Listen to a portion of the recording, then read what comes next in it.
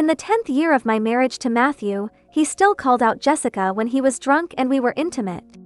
To outsiders, we appeared to be respectful and harmonious. That facade persisted until Jessica broke her long silence. Before I passed away, I cooperated and signed the divorce agreement. But after my death, Matthew wasn't even qualified to collect my ashes. He could only stand outside the funeral home, crying uncontrollably.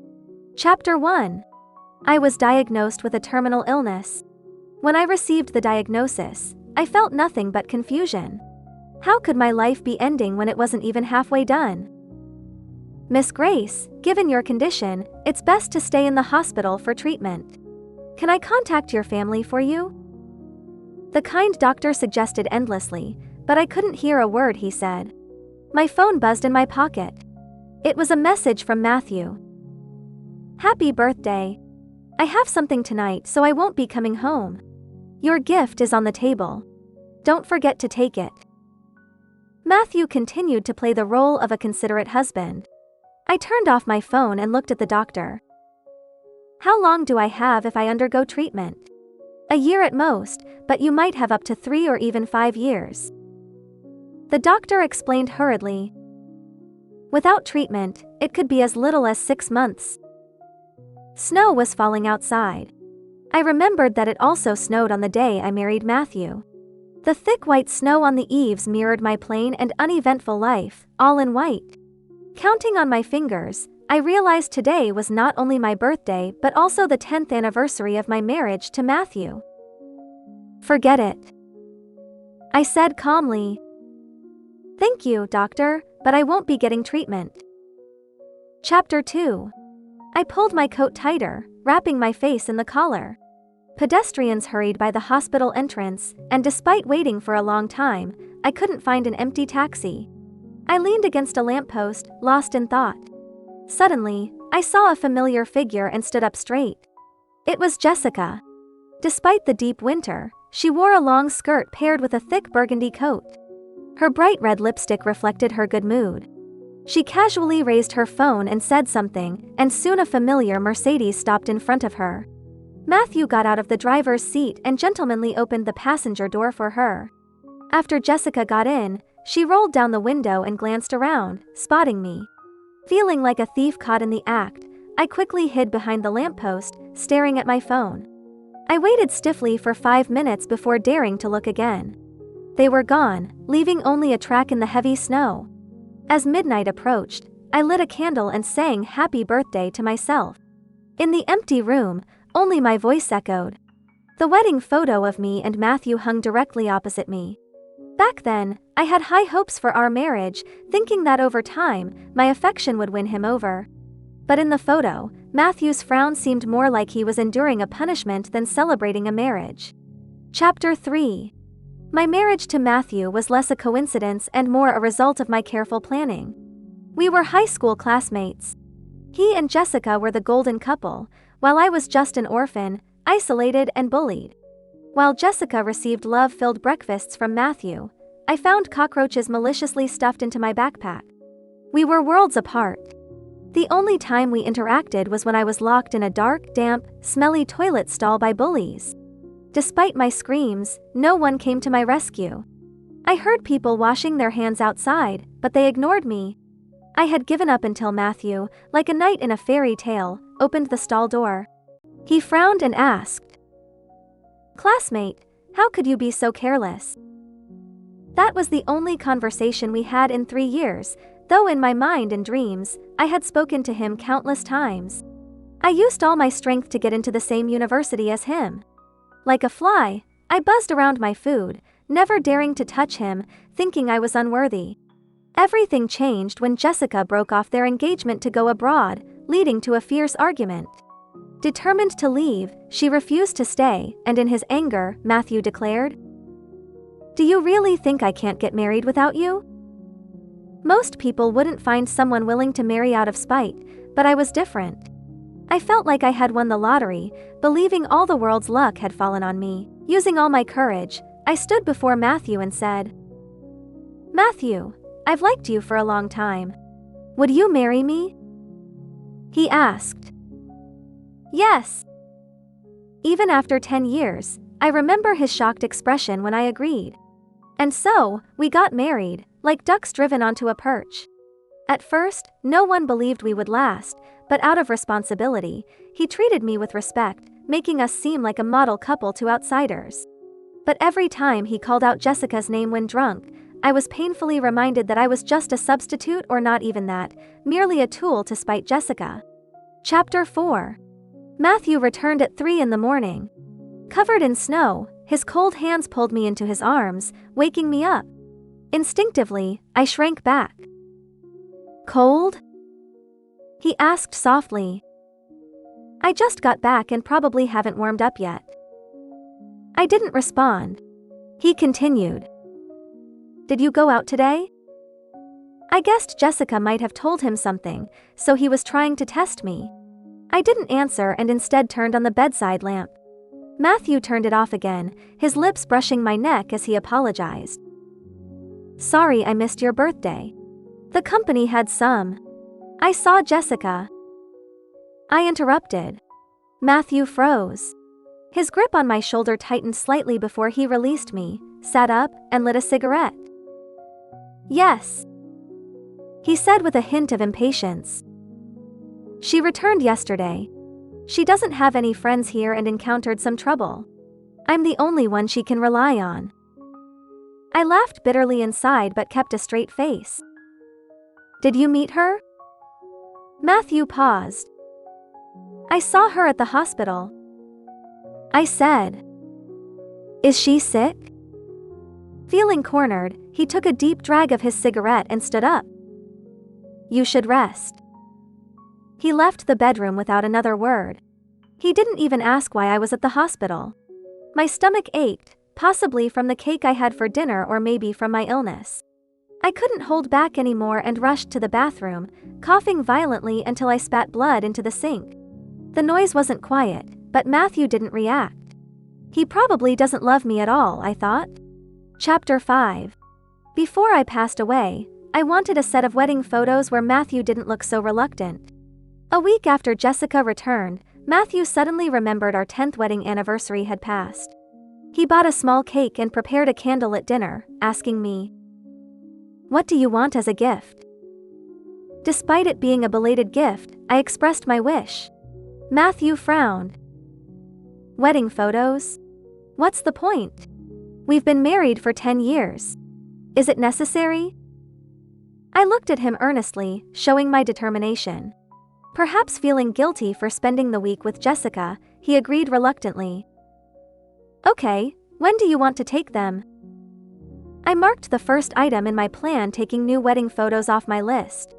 This was my plan book. Before I passed away, I only needed to complete 5 plans. Sadly, all 5 involved Matthew. To get the perfect wedding photos, I visited over 50 bridal shops in the city and finally chose one that met my requirements. I selected 10 outfits to make the most of the shoot. Besides the wedding photos, I also ordered a portrait for my funeral.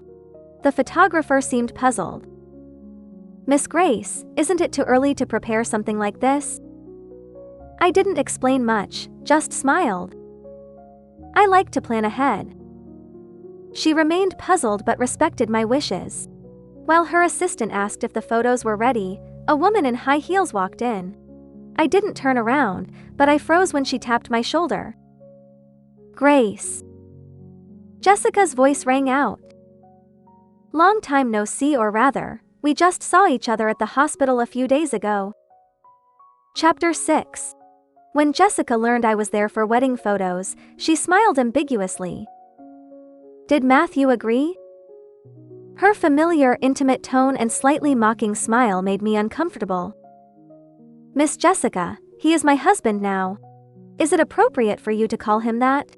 "Oh, I'm sorry." Jessica covered her mouth and laughed. "I've known him for years and didn't think about that. But you probably won't be his wife for long." Her words felt like a sharp needle. My hands trembled slightly. The assistant tried to smooth things over. "Miss Jessica, you're here to pick up your photos, right? Why don't you come with me to see if they need any adjustments? I also want to take a couple of photos." Jessica said, giving me a provocative look. A group photo? I didn't understand her meaning until 10 minutes later when Matthew walked in. Seeing me on the sofa, he was startled. What are you doing here? I fiddled with the ring on my finger without speaking. Matthew frowned. Did you follow me? Jessica, who had just finished selecting her photos, came out and was visibly delighted to see him. She took his arm. Matthew, you're here. I've picked 2 styles. Which do you think is better? Matthew let her pull him in and I followed. The photographer was surprised to see me. Miss Grace, you're still here. When is your husband coming? We can start coordinating the outfits. He's already here, I said, looking at Matthew with a blank expression. Only then did he realize I wasn't following him. It was just a coincidence that we were both here for photos.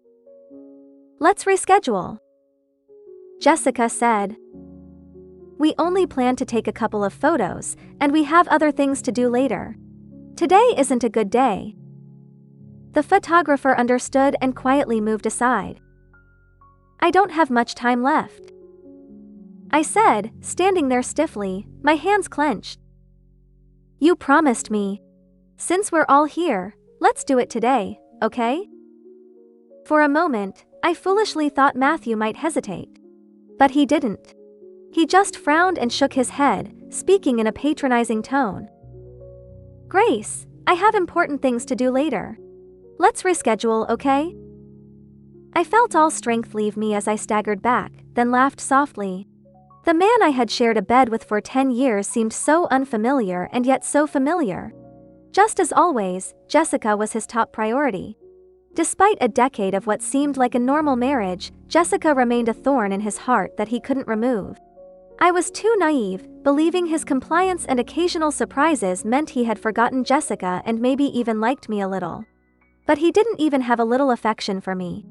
Unable to bear the bitter taste rising in my throat, I staggered to the bathroom under Matthew's surprised gaze. I absolutely couldn't vomit blood in front of this man. Matthew was still the same loving Jessica. But I no longer wanted to be the humble Grace. Chapter 7. As the pain gnawed at me like maggots, blood surged up my throat. Unable to hold it back, a mouthful of metallic blood exploded in my mouth, splattering the pristine sink with red. The woman in the mirror, despite her makeup, couldn't hide her pallor. The pain was like a knife cutting through my flesh, making it hard to breathe. I clung to the sink, almost collapsing over it, my trembling hands trying to wash away the blood. But I had no strength left. I attempted to wipe the blood from the sink, only making it worse. A sudden cry broke the silence. Miss Grace! Are you okay? She helped me up, swiftly turning on the tap to wash away the blood. I finally exhaled, my vision darkening. Leaning heavily on the photographer, I said, I'm fine. Just sick. Don't tell anyone. Doesn't that Mr. Matthew know? The photographer was shocked. He's your husband. How can he not know? I'll take you to him. No. I grabbed her hand, pleading. Don't tell him, please. We locked eyes for a long time before she sighed and said, I'll take you to the hospital. I didn't refuse her kindness. As we passed the studio, I saw another photographer taking intimate photos of Jessica and Matthew. They looked more like a couple than just friends. Matthew smiled gently, the expression I had longed for in our wedding photos. But what was precious to me was worthless to Jessica. That's a mistress, right? The photographer muttered angrily. How dare she flaunt in front of the wife? Miss Grace, you're too tolerant. She stopped abruptly and called out. Mr. Matthew, your wife seems unwell.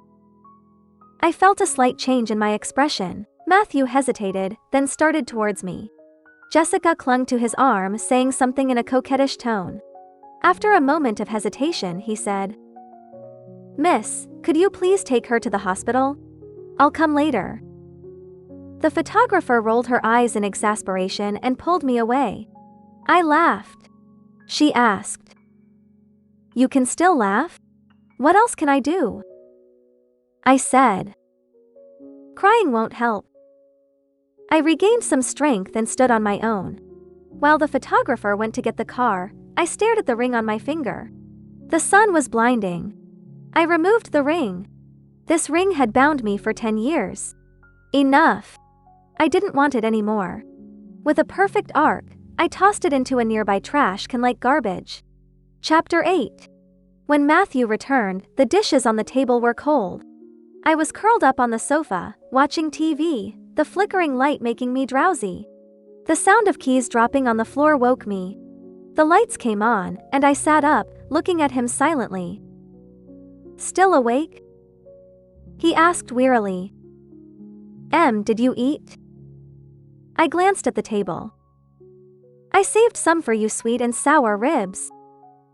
I was a good cook, and Matthew especially loved my sweet and sour ribs, often eating 2 or 3 bowls of rice with them. But thinking back, it had been a long time since he had a complete meal with me at home. Even our last candlelit dinner was interrupted by a call from the company. I already ate. He said nonchalantly, clearly not appreciating my efforts. He asked perfunctorily, Did you go to the hospital? What did the doctor say? Nothing much. A sharp pain surged through me, and I clutched my stomach, coughing violently, swallowing the metallic taste of blood. Good to hear. Matthew took off his coat, indifferent. You've lost some weight recently, got a cold? Remember to take your medicine. I've already signed it. I handed him the divorce papers from the coffee table without hesitation, my expression calm. Whenever you're free, we can go to the Civil Affairs Bureau to finalize it. He paused, frowning as he took the thin stack of papers. In the dim light, I saw his face turn pale, anger flashing in his eyes. What's this? He asked through gritted teeth. You want a divorce? What's wrong with you suddenly wanting a divorce? He tore the papers in half and threw them on the floor. If it's because of Jessica, I've explained it to you.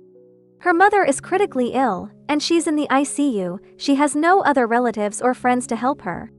As her friend, it's my duty to assist her. Can't you stop being so petty? I knelt down, picking up the torn papers, coughing uncontrollably. I don't want any of your premarital assets.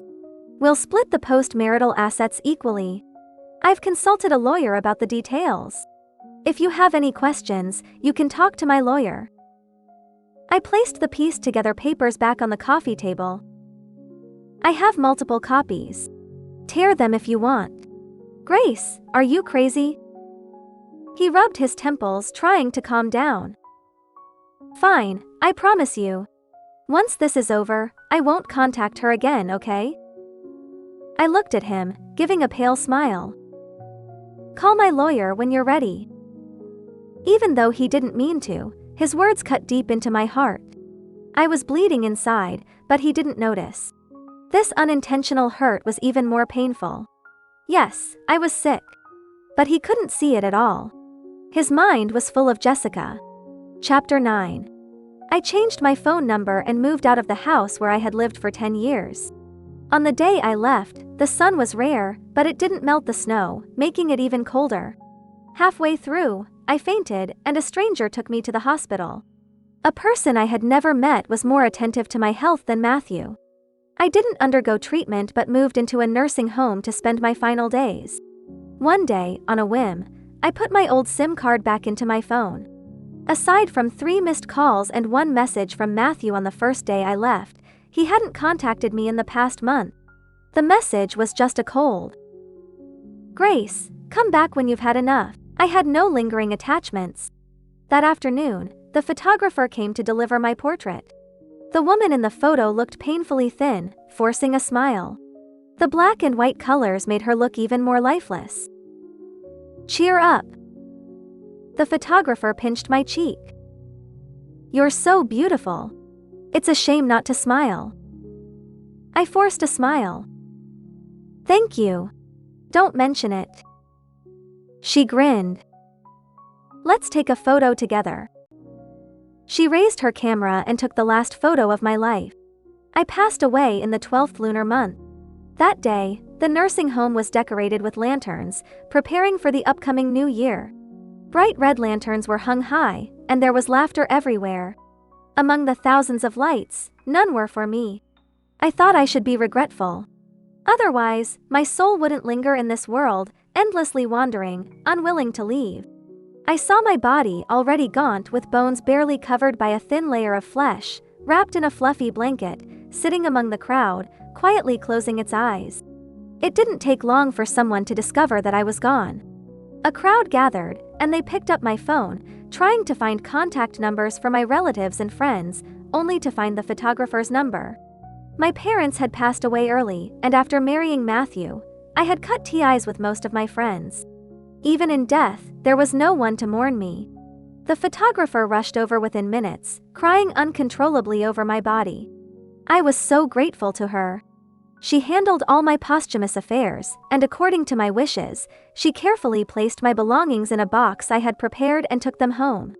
Even though I had told her to throw them into the sea. My soul drifted aimlessly. I didn't know what was pulling me, but everything around me became familiar again. I realized I had returned to the hospital where I had been diagnosed. But I finally stopped on the 6th floor, in the ICU. Jessica was sitting beside a body covered with a white sheet, crying uncontrollably. And next to her stood Matthew. Damn it. I gave myself a mental slap, wondering why I had floated back to Matthew even in death. Chapter 10. Jessica's mother passed away, and she clung to Matthew, crying so hard she could barely breathe. Matthew, deeply empathetic, patted her back and said, "It's okay. Auntie is relieved now. Going to another world is better than suffering like this, right?" Jessica's eyes were red, like a rabbit's. "Matthew, thank you for being with me these past few days. There are still many funeral arrangements to handle. You'll stay with me, right? Don't worry." Matthew reassured her. "I won't leave you alone." Their heartfelt exchange left me unmoved, perhaps because the dead have no heart. Jessica nodded tearfully. "That's good. I'm really scared, Matthew. Can you stay with me for the next couple of days?" "Of course." Matthew agreed. "I've already contacted the funeral home. We'll send Auntie there soon." I watched as Matthew busied himself for another woman's mother, wondering why no one from the underworld had come to take me away yet. 2 days later, Jessica's mother was buried. Matthew handled everything meticulously, giving her a grand funeral. When it was all over, Jessica threw herself into Matthew's arms, intending to offer herself to him. But Matthew dodged her kiss. Jessica, embarrassed, asked, "What's wrong, Matthew?" I thought it was strange for Matthew to pass up such an opportunity, so I moved closer, scrutinizing their faces. Matthew, looking uncomfortable, shook his head. "I just remembered I have something to deal with. You should rest. Call me if you need anything." Jessica, displeased, swept everything off the table in a fit of anger after Matthew left. I wanted to see more, but my body involuntarily followed Matthew. I thought he had urgent business, but he merely returned home. He stood on the balcony, smoking for a while, then took out his phone to call me. The cold, mechanical voice on the other end said, "Sorry, the number you have dialed is no longer in service." Before I passed away, I had specifically asked the photographer to cancel everything related to me, including my phone number. Matthew was stunned at first, then hung up and redialed, repeating this cycle 4 or 5 times before suddenly exploding and smashing his phone on the floor. "Grace, you're ruthless," he said, his face dark. "You're really determined to divorce me this time, aren't you? Do you think changing your number will work?" Floating innocently above, I blinked softly, thinking it didn't matter anymore. Chapter 11. Matthew scrolled through his contacts, realizing that if I deliberately disappeared, he had no way to find me. I had no family or friends. For 10 years, my life revolved solely around him. Desperate, Matthew hired a private investigator.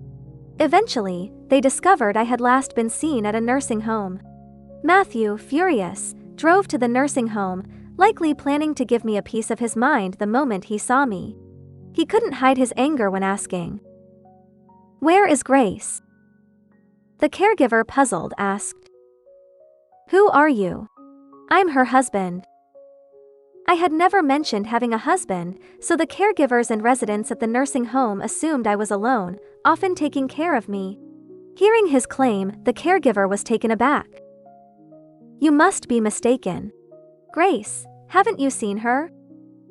Matthew impatiently pulled out his phone, showing our wedding photo. The caregiver, holding a pile of linens, looked at my face and became even more unfriendly. "You're her husband?" She never mentioned having a husband. No one has visited her during this time. Matthew took a deep breath, using the last bit of his patience.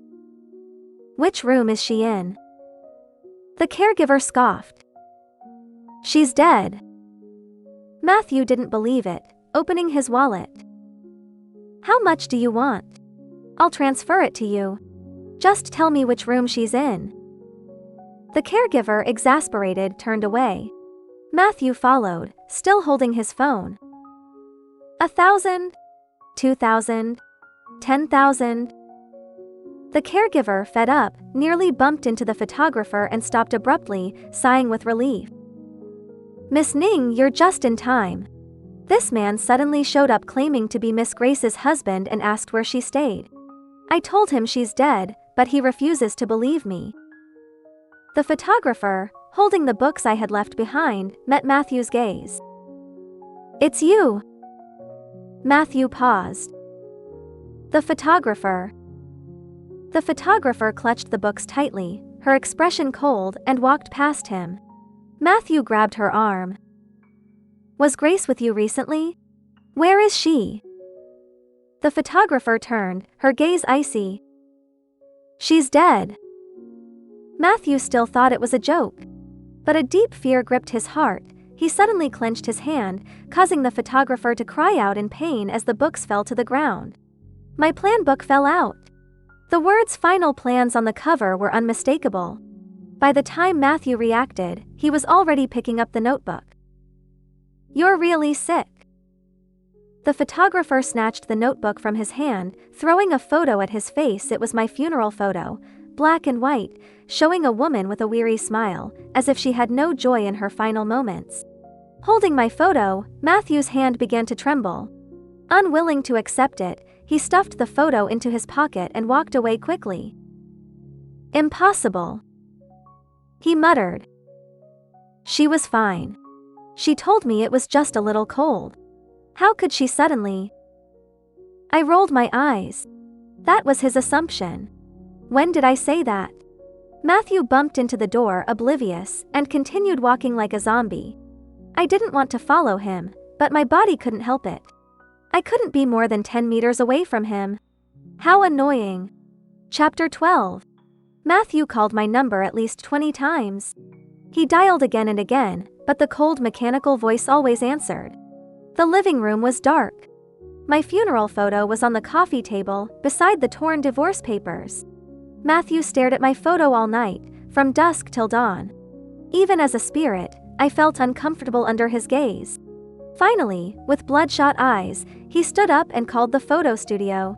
The call was transferred to the photographer. Matthew's hoarse voice asked, "Where is she? Where are you hiding her?" He still didn't believe I was dead. The photographer cursed him and hung up. When he called again, the line was busy. But Matthew was persistent. He put on a thick coat and went out to find her, only then realizing he was still in slippers. Luckily, the trunk had a change of clothes and shoes I had prepared for him. He put on mismatched sneakers and stared at the trunk. I turned to look and saw the camping gear I had bought for us. It was still there, gathering dust. One of my final plans had been to go camping with him, but we never got the chance. At the studio, the photographer continued to avoid Matthew. But this time, he was unusually persistent, waiting in the lobby. People came and went, many noticing his mismatched attire, but Matthew ignored them. He used to care so much about his image. I stayed with him, waiting. At night, he even followed the photographer home. Locked outside, he waited on a bench, shivering in the winter cold. The car's battery died, leaving him without heat, his hands shaking as he smoked. This continued for 3 days. Matthew's face became increasingly haggard, resembling a homeless man. Finally, the photographer relented. "I'm going to the funeral home today. You can come with me." Chapter 13. Seeing my funeral photo and ashes at the funeral home, Matthew finally believed I was gone. He collapsed. The photographer, startled, took a step back. "What are you doing?" Matthew sat on the ground, staring at my photo for a long time without speaking. I saw his eyes redden, his expression dazed, as if he had suffered a great blow. Why was he so affected? I wondered. He didn't love me at all. These 10 years were nothing to him. For me, they were endless days of torment and waiting. I had always waited for him to love me. But he never showed any compassion. He didn't notice my weight loss, the pallor from my illness, or the medication I took. His eyes and heart were full of Jessica. I watched him with cold detachment. Time passed slowly. Finally, Matthew stood up, supporting himself against the wall. He approached the funeral home staff, claiming my ashes. The staffer pulled up my records, looking troubled. "Sir, who are you to Miss Grace?" "I'm her husband." "Ah." The staffer looked embarrassed. "Miss Grace arranged everything while she was still alive.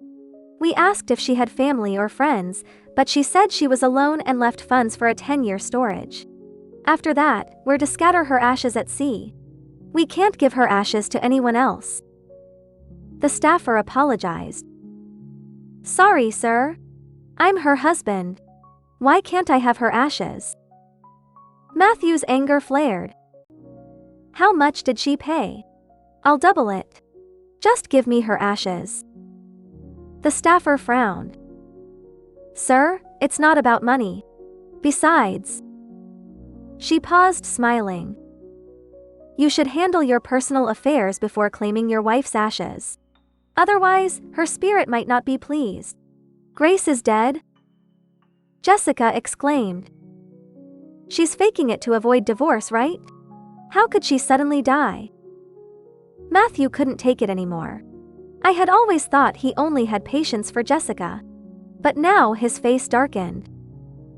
"What does it matter to you?" "What? Matthew, are you scolding me? You're scolding me for Grace? Enough!" Matthew pushed her away. She stumbled in her high heels, falling and scraping her hand, blood seeping out. "It hurts." Jessica whimpered, looking up at him like a wounded rabbit. "Matthew, I'm sorry. I shouldn't have said that. I was just jealous." She showed him her bleeding hand, expecting him to comfort her. But Matthew turned away, walking towards my ashes. I said, "This has nothing to do with you." Jessica's face showed a fleeting panic. Chapter 14. Matthew didn't get my ashes, just as I had expected.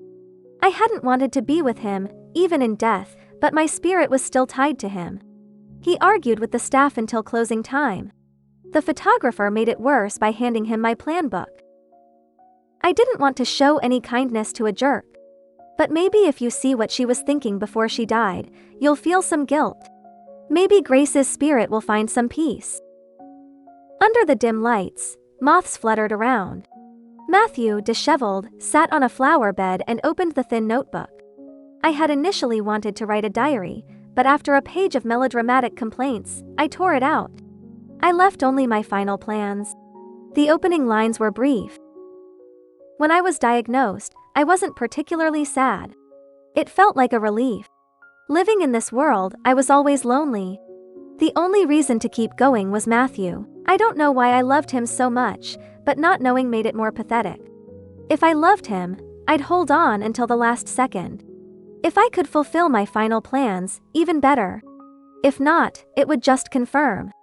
If there's a next life, I'll stay far away from Matthew and never meet him again. Plan 1. Take new wedding photos with Matthew. There was a small tick, then a large cross. That day, I had excitedly chosen 10 outfits. Matthew had taken a warm photo with Jessica at the studio. Plan 2. Share one last meal I cooked. That day, I made a table full of his favorite dishes. I waited from 6 until midnight, reheating the food multiple times. My stomach ached from hunger, and I vomited repeatedly, first food, then bile, and finally blood. When he returned, he simply said, "I've eaten. I'm not hungry." Plan 3. Go camping and stargazing. The camping gear I bought was still in the trunk, gathering dust. Every night, the earth was filled with stars, but we never saw them together. Plan 4. Take a trip, even nearby. In 10 years, we never traveled together. He was always on business trips, and I was always home, waiting for him. Each time he returned, there was always a hot meal and a light on. I was always alone, for a long, long time. Plan 5. If I could live again. I wouldn't meet Matthew. I marked a big red cross. The pen ran out of ink, and the sharp tip tore the fragile paper, just like my life, ending before it began. Matthew's thumb traced the torn paper. Above him, moths circled the light, drawn to the flame, foolish and naive, like me. Finally, Matthew lowered his head. Were those tears? I couldn't believe it, watching the wet streaks fall from his eyes, staining the paper. Red ink spread like a blooming rose, vivid in the night. Matthew seemed deeply saddened. I couldn't understand. Was he regretting? Or lamenting that he would no longer have a foolish girl waiting for him, enduring endless hurt? I felt confused and lost. That winter night, Matthew sat outside the funeral home, hugging himself, crying uncontrollably. Chapter 15. For a long time, Matthew didn't leave the house. Unable to leave him, I stayed in the dark room with him. He either slept, drank, read my plan book, or searched for traces of me, over and over. He clung to my funeral photo, even taking it to the bathroom. I was disgusted. His condition deteriorated until someone finally visited. It was his close friend Paul, who I had gotten along with. The door opened, and Paul kicked away empty beer bottles. "What the, Matthew? Are you crazy? What's going on? Where's Grace?" Hearing my name, Matthew looked up, his bloodshot eyes clearing for a moment before clouding again. Grace is dead." It was as if he truly accepted my death at that moment, pounding the floor. "Grace is gone. Grace is dead." "What?" Paul was shocked. "What happened? I haven't seen you guys in a few months, and now Grace. Cancer." Matthew covered his face, crying. "I didn't notice, no, I could see it. She lost so much weight, vomited often, looked pale, took so many pills, went to the hospital so many times. And you didn't notice? What were you doing?"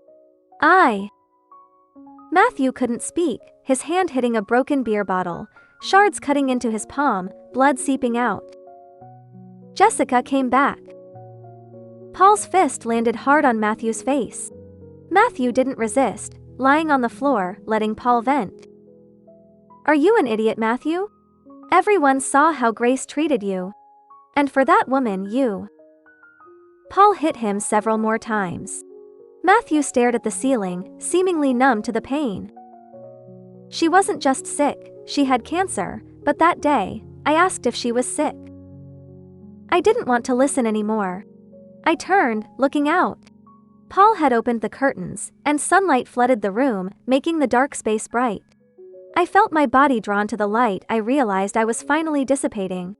Until Paul's startled cry, I turned back to see blood everywhere. In a daze, Matthew had picked up a broken beer bottle and slashed his wrist, blood gushing out. "Matthew!" Paul was terrified, trying to stop the bleeding. Matthew seemed unconscious, mumbling, "Grace, I'm sorry, next life. We'll meet, okay? Don't leave me." I realized it was time to go. My wait was over, my unwillingness gone. I had lingered out of attachment. Now, my love for Matthew had faded. In the next life, I wouldn't meet him. Embracing the sunlight, I watched my body turn to dust. And disappeared. Chapter 16. Epilogue, Matthew. I didn't die. But sometimes I wished I had. As my soul left my body, I saw Grace. She stood by the window watching me. I tried to reach her, but I couldn't move. I used all my strength, but it was useless. She couldn't see me and wouldn't wait for me. Her body became transparent. She said, "Matthew, let's never meet again in any lifetime. I don't love you anymore." Cold tears fell from my eyes. I realized even souls could cry. Once lost, it's lost forever. No one would ever love me unconditionally like Grace. I wanted to leave with her, but that would be too easy. If I died, I'd feel nothing, no pain. Such a blessing wasn't for me. So I felt my body being pulled back. Everything went black, and I woke up. My hand was heavily bandaged. Paul was by my side. I sat for a long time, then removed the 4 and walked barefoot to the nursing home, wondering how Grace spent her final days. She rarely cried. Even at the end, she probably didn't. But I made her cry many times. The crosses on her plan book were just a glimpse. I had disappointed her countless times over the years. My heart felt like it would burst. Memories flooded in, drowning me in endless regret. I would be trapped in these memories, thinking of her until the end. I finished everything Grace wanted to do. I traveled, camped under the stars, cooked a meal for her photo. The day I went alone to take wedding photos, the assistant asked, "Sir, isn't your wife coming?" "She won't come," I said quietly after a long pause. "She won't forgive me. Couples fight but make up. There's no overnight grudge." The assistant smiled. "Call and apologize." She didn't know I could never reach Grace again. Grace, who had always been there, waiting for me, was gone. I stood alone under the stars, feeling the chill of the night, and cried for the love I had lost forever.